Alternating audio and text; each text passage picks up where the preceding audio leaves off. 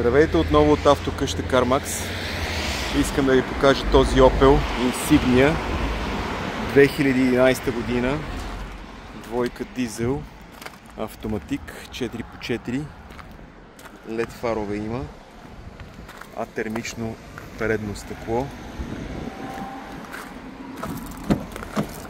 полукожен салон, автоматичен, климатроник, автопилот, бленда на огледалата. Колата е изключително запазена, регистрирана, обслужена, може да се пробва, може да се тества.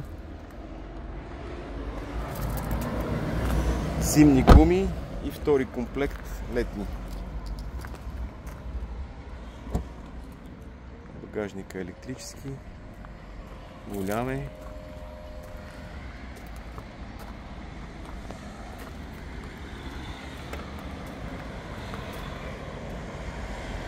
Всичко по колата работи, абсолютно изправна е, няма с какво да ви откаже технически, визуално. Наистина много запазен автомобил.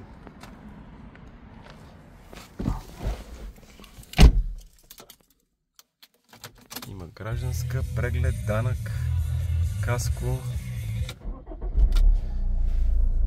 винетка има.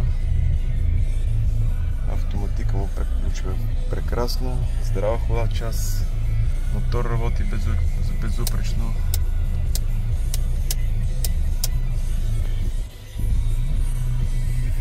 Работиме всеки ден от 9 до 6. Заповядайте. Колата наистина